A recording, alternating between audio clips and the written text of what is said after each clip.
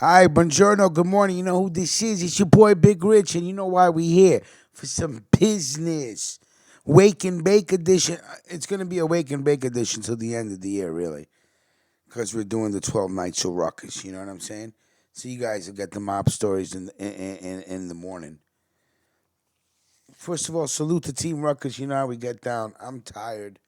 I am tired today. I can't front. It is freezing in New York City. I'm about to hit these streets. I was out this morning. I said, I don't know if I'm gonna hit these streets, but I don't leave no money on the streets that needs to be collected. You know what I'm saying? So I'm about my business. Yo, Detroit Siggy, stand up, kid. Gentlemen, you know the ritual. You wipe your feet on the rug and you throw some smoke in the atmosphere for our beloved ones that aren't here. You know what I'm saying? I'm actually happy because I just seen my guy. You know what I'm saying? My guy. I got a guy. This week, the shows will be sponsored by Alaskan Thunderfuck and Blue Knight. And the Alaskan, oh my God, it is frosty. Real frosty.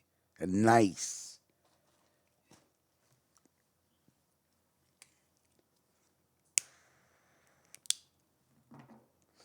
Don't forget, coming after the new year, we will be doing the 420 report as well. That will also be on this platform. We're separating the morning show from the mob stories. But all right, let's get right down to business. I don't got no banners in order, nothing. All you're going to see is mob stories, too. I'm just too tired for everything today. We may even take a break from the mob stories for a little bit. Who knows, like a week, right? Get our rest on. I need a break. Mad Dog and the Il Mulino Shakedown by Jerry Capisci from Gangland. I need everybody to go to Gangland, show Jerry Capisci some love, shine up, do what you got to do. Let him know that Ruckus Radio, Big Rich, we sent you there. If you didn't know about it, but how do you know? How do you not know about Gangland, right? A chin-wagging wise guy with the crime family of the late Mafia boss Vincent Gigante and a corrupt union official were fingered on an FBI tape recording of conspiring to shake down the owners of Il Mulino, a classy Italian ristorante acclaimed by both presidents and mobsters. The original Il Mulino, a legendary eatery located on West 3rd Street in Greenwich Village, was long a favorite of the late Genovese crime boss, whose Triangle Social Club was located around the corner. Other illustrious fans of the restaurant's veal dishes, shrimp scampi, and ribeye steaks include former Presidents Bill Clinton and Barack Obama, who dined there together in 2009. A few years after Chin's death in 2005, the restaurant's original owners, brother Fernando and Chino Mazzi, who hailed from Abruzzo, Italy, sold the restaurant along with their trademark name. Current owners have expanded the franchise to about a dozen new outlets, including one on Manhattan's Upper East Side. That spot on East 60th and Park Avenue was a target of wise guy Stephen Mad Dog Arena, according to a recording played last week at the trial of Genovese soldier Frankie G. Giovinco, who was convicted on Tuesday. On tape, a mob-tied official of the Brooklyn Food Workers Union is heard telling two other union bigs that Arena had instructed him to go to Il Molino and raise all this union shit. The plan, Frank Cognetta, then Secretary Treasurer of Local 1D of the United Food and Commercial Workers, is heard stating, was to scare the owners so they would run to the Genovese gang for protection. The Brooklyn based arena copped a sweet plea deal to labor racketeering charges in June, but the tapes reveal he was considered by the union bosses to be dangerously out of control.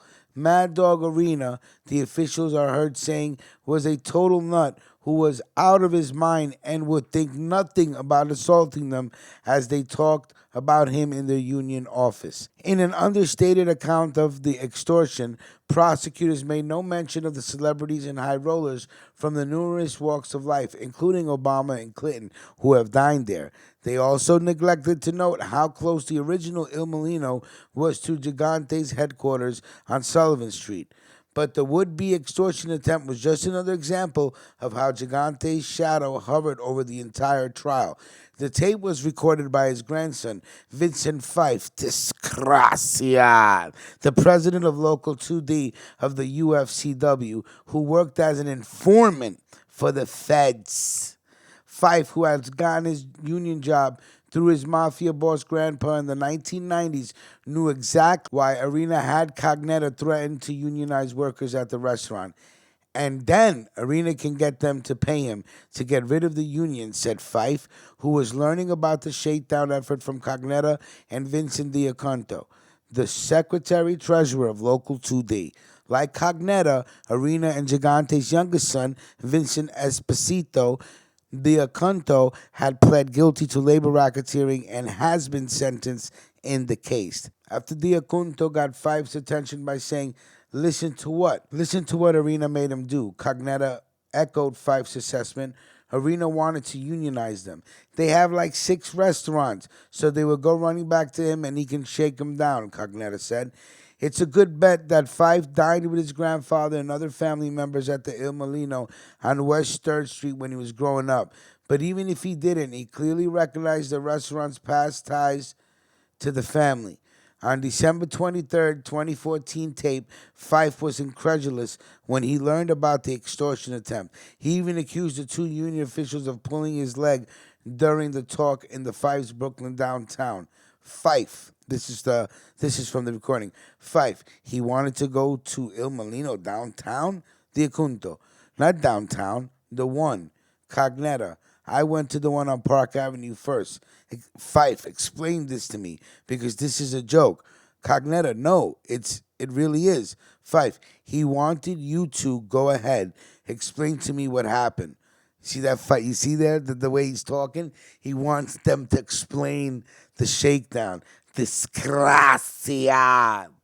See right there, if somebody goes, no, explain to me what happened when you already know what the fuck is going on. Explain. Right there, I got alarms going up in my, what do you mean explain to you? Why I gotta explain to you twice? Come here, let me pat you down. Cognetta responded that he was somewhat surprised that he wasn't successful in pulling it off because he really shook the manager, Rudy, after introducing himself and telling him what was going on. I said, "Here's my card. Tell your owner to get in touch with me. You know this is serious. You know you have to follow up," said Cognetta. His recall about the words he was using to shake Rudy up was interrupted and completed by Fife, who sagely stated that Cognetta was saying things that you would normally say during a shakedown. Yeah, said Cognetta. I say, listen, the best case is for everybody to work something out that you're happy to live with, and they get a little something, and there's no problem. So I thought maybe I got to him, but obviously maybe his boss told him, fuck that man.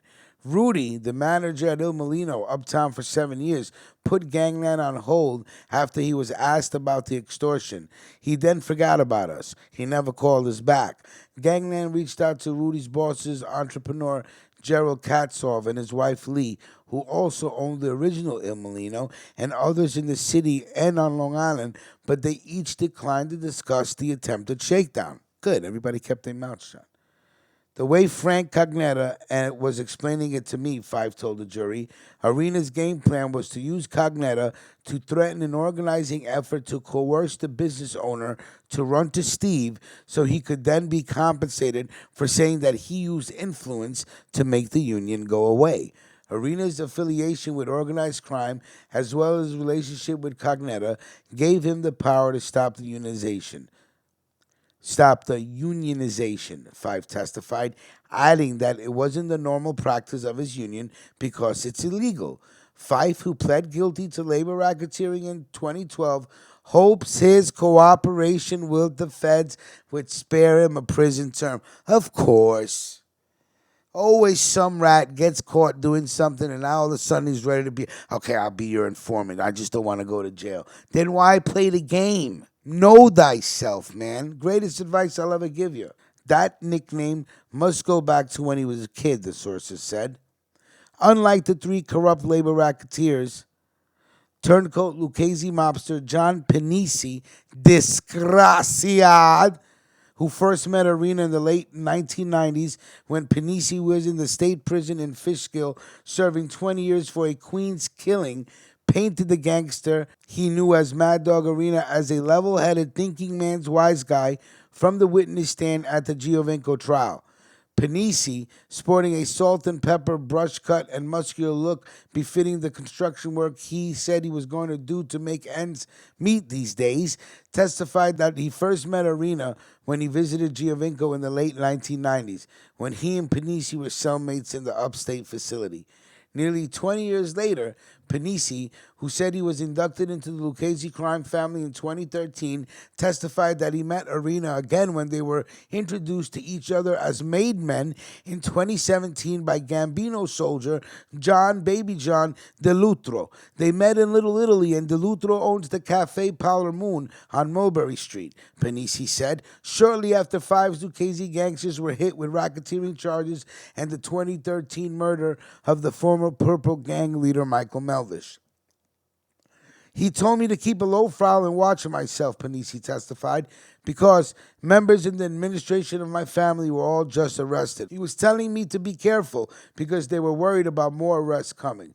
So far, Arena stated worries about more Lucchese arrests haven't materialized.